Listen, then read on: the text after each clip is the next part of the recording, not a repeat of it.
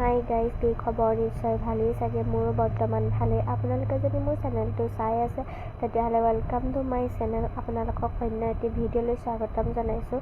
আজিৰ ভিডিঅ'টো হৈছে মোৰ বান্ধৱী কেইজনমান আহিব। সিহঁতে মোক ফোন কৰি কৈছে যে আজি এটা ব্লগ বনাবি, আমি যাম কাৰণে।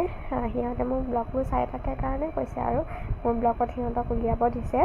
তো সেইবাবে এটা ব্লগ বনাইছোঁ আৰু সিহঁত আহিবৰ কাৰণে মই কি ৰান্ধিছোঁ সেয়া আপোনালোকক অলপ দেখাবলৈ চেষ্টা কৰিম। এইটো ৰেচিপি নহয়, এনেই সাধাৰণভাৱে বনাম। সেয়া মই চিকেন লৈছোঁ। চিকেনখিনি মই ৰেচিপি হিচাপে নহয়, সাধাৰণভাৱে এনেই যেনেকৈ বনাই মই তেনেকৈয়ে বনাম। সিহঁতে সাধাৰণভাৱেই বনাব দিছে।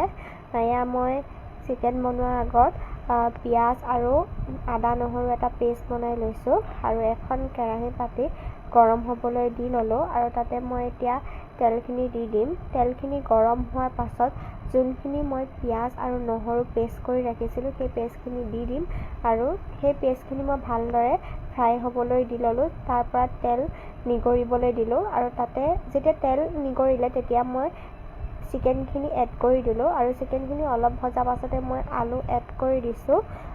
আলুখিনি এড কৰাৰ পাছতহে মই হালধি, নিমখ, জিৰা, জলকীয়া গুড়ি এড কৰিম। এয়া মই হালধি দিছোঁ আৰু সোৱাদ অনুসৰি মই নিমখ দিছোঁ।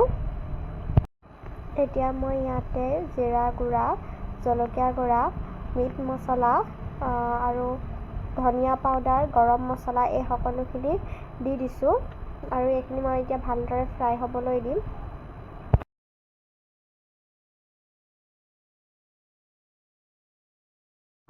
আনফালে এখন কেৰাহী পাতি লৈ মই এয়া দাংবডি ভাজিছোঁ।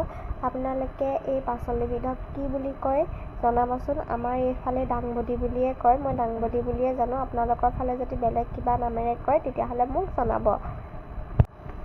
আনফালে মই এয়া মাছ ফ্ৰাই কৰিছোঁ। মাছখিনি ডাঙৰ পিচ মাছ নহয়, সৰু সৰু বলিয়ৰা মাছ হয়। সেইখিনি মই এতিয়া ভালদৰে ফ্ৰাই কৰি ল'ম। এয়া পদুনা, ধনিয়া, এয়া চাটনি বনাম। এই চাটনিটো বাৰু মায়েহে বনায়, কাৰণ এইটো চাটনি মায়ে বনালে খাই বহুত ভাল লাগে।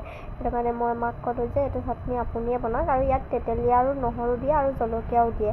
আন এখন কেৰাহীত মই এয়া দালিখিনি তেল মাৰি লৈছোঁ আৰু এয়া সিহঁত আহি পায়ে গ'লহি। সিহঁতক মই বহিবলৈ দিছোঁ। মই সুধিলোঁ সিহঁতক চাহ খাবিনে নাই। সিহঁতে ক'লে যে চাহ নাখাওঁ, প্ৰথমতে ভাতেকে দে। সেইটো কাৰণে মই প্ৰথমতে ভাতেকে বাঢ়িবলৈ গ'লোঁ আৰু এজনী চাওক, এয়া ৰিল ষ্টাৰ হয়। এয়া ৰিল বনাই আছে আমাৰ ঘৰত আহি। ভালেই লাগিছে বাৰু দেখি তাই। আৰু এয়া হাঁহি আছে, এয়া এজনীয়ে কথা কৈ আছে আৰু এয়া আমি চাৰিজনীয়ে বহি ভাত খাই ল'লোঁ। মোৰ বান্ধৱী কেইজনী আহি পাওঁতে বহুতেই বেছি দেৰি হ'ল। সেইবাবে আমাৰ ঘৰৰ মা আৰু হাজবেণ্ডে ভাত খাই দিলে। মইহে সিহঁতৰ লগত ভাত খাবলৈ ৰখি আছিলোঁ। সিহঁতে 4:30মান বজাত আহিছে। এয়া আমি চাৰিজনীয়ে ভাত খাই মেলি ল'লোঁ আৰু আমাক ভিডিঅ' কৰি দি আছে মোৰ হাজবেণ্ডে।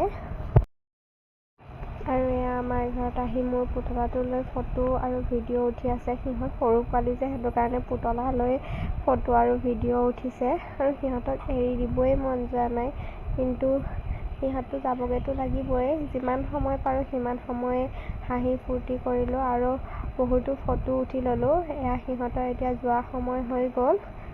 আপোনালোকে যদি মোৰ ভিডিঅ'টো চাই ভাল পাইছে তেতিয়াহ'লে like, comment, share and subscribe কৰি দিব। আজিলৈ আহিছোঁ, বাই বাই। আকৌ নেক্সট ব্লগত লগ পাম।